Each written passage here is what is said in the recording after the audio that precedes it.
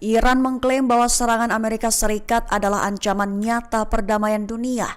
Juru bicara Kementerian Luar Negeri Iran Esmail Baghaei mengutuk serangan Amerika terhadap wilayah Yaman. Mengutip Tasnim pada 17 April, hal itu diutarakan oleh Baghaei dalam pernyataan yang dirilis pada Rabu 16 April 2025. Kutukan Baghaei dilontarkan lantaran serangan udara Amerika Serikat yang tak henti-hentinya hingga telah menewaskan dan melukai warga sipil serta menghancurkan infrastruktur negara. Selain itu, juga mengecam serangan ilegal itu sebagai pelanggaran mencolok terhadap prinsip-prinsip dasar hukum internasional, memperingatkan bahwa serangan semacam itu hanya akan mendorong rezim Zionis terus melakukan kejahatan genosida di Palestina, juga meningkatkan ketidakamanan di kawasan itu. Disimpulkan bahwa serangan militer Amerika terhadap Yaman dan pelanggaran integritas teritorial negara Arab tersebut diklaim Baghaei merupakan ancaman serius bagi perdamaian dan keamanan internasional. Kepala Staf Baru Militer Israel Eyal Zamir membongkar krisis Israel di medan perang Gaza, mengklaim bahwa pasukan cadangan Israel terlanjur kewalahan hingga mengklaim Hamas tak bisa dikalahkan. Mengutip Tribun News pada 17 April, hal itu diutarakan oleh Zamir dalam pernyataannya Senin 14 April 2025. Zamir menyatakan bahwa kekurangan tentara dapat membatasi ambisi perang Tel Aviv di Gaza, serta mengklaim bahwa strategi militer saja tidak dapat memenuhi semua tujuan perang. Terutama, lanjut Zamir, jika tidak ada jalur diplomatik yang melengkapi. Sementara itu, Zamir juga menyatakan bahwa Hamas tidak dikalahkan dan pasukan cadangan sudah kewalahan. Laporan itu mengutip pernyataan seorang pejabat senior pertahanan yang mengatakan bahwa Zamir tidak menutup-nutupi fakta. Sementara terbaru dilaporkan bahwa terdapat keengganan dari tentara Israel untuk berperang. Lantaran hal tersebut mereka anggap atau gambarkan sebagai kegagalan masa lalu. Uni Emirat Arab atau UEA dilaporkan telah mulai mengerahkan radar buatan Israel di pangkalan udara Bosaso. Diklaim sebagai upaya pemantauan peluncuran rudal balistik dan pesawat nirawak dari Yaman ke Israel. Mengutip Tribun News pada 17 April, hal itu merupakan konfirmasi dari intelijen sumber terbuka dan citra udara baru-baru ini.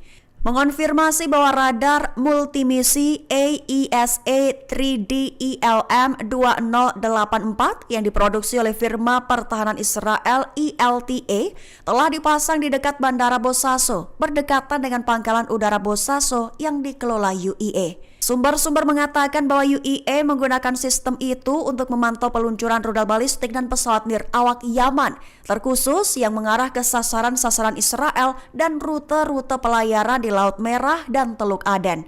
Militer Bulgaria mencatat bahwa perkembangan ini merupakan bagian dari pengaturan keamanan UEA Israel yang lebih luas.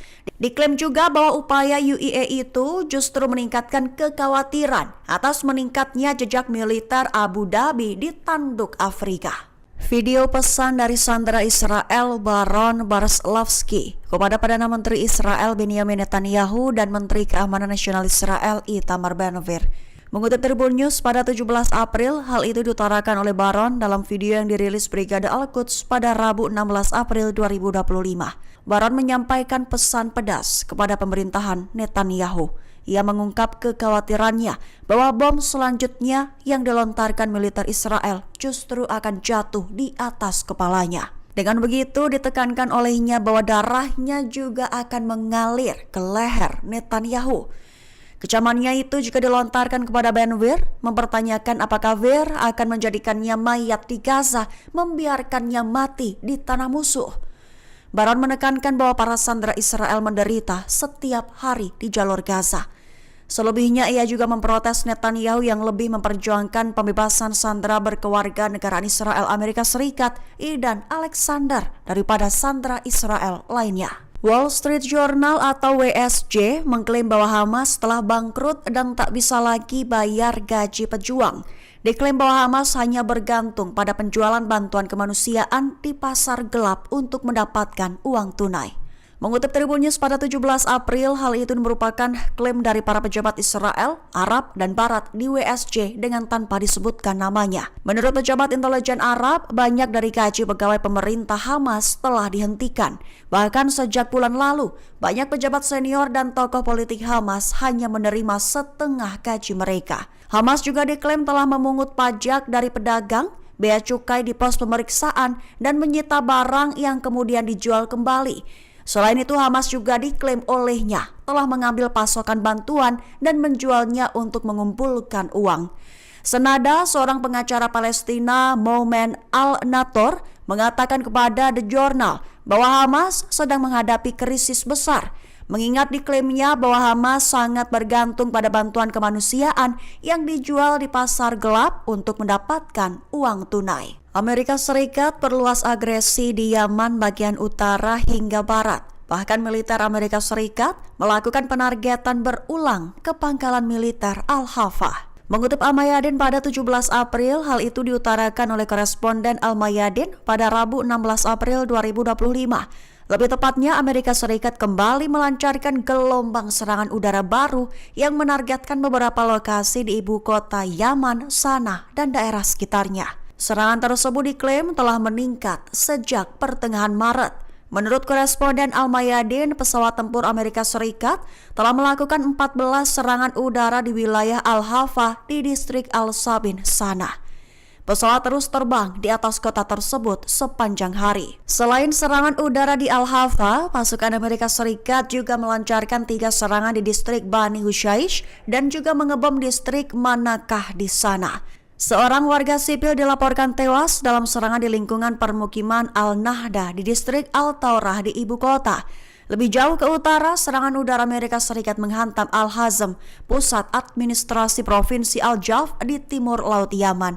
Bahkan sebelumnya pun, operasi militer Amerika Serikat sudah diperluas ke Laut Merah, tempat pesawat tempur Amerika Serikat melancarkan 15 serangan di Pulau Kamaran. Hamas diklaim telah menerima dan akan segera mengumumkan hasil diskusi dari usulan gencatan senjata Israel.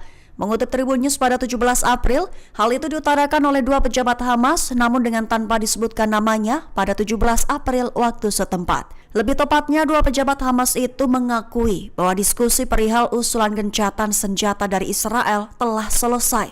Kini menurut mereka, Hamas akan segera mengumumkan hasil diskusi tersebut secara resmi. Pihaknya berharap agar pembicaraan terkait hal itu bisa benar-benar berakhir, bahkan dimungkinkan hari ini terjadi. Sebagai informasi tambahan, sebelumnya Perdana Menteri Israel Benjamin Netanyahu mengadakan penilaian situasi mengenai negosiasi penyanderaan pada Rabu 16 April pagi dengan tim negosiasi dan pejabat keamanan. Tak berselang lama, Netanyahu mengeluarkan arahan untuk melanjutkan langkah-langkah guna memajukan pembebasan sandera. Diketahui, awal minggu ini Hamas telah menyetujui untuk membebaskan 9 sandera yang ditawan di Gaza. Dilaporkan juga bahwa Mesir menerima usulan Israel untuk gencatan senjata di Gaza dan dimulainya negosiasi untuk gencatan senjata permanen.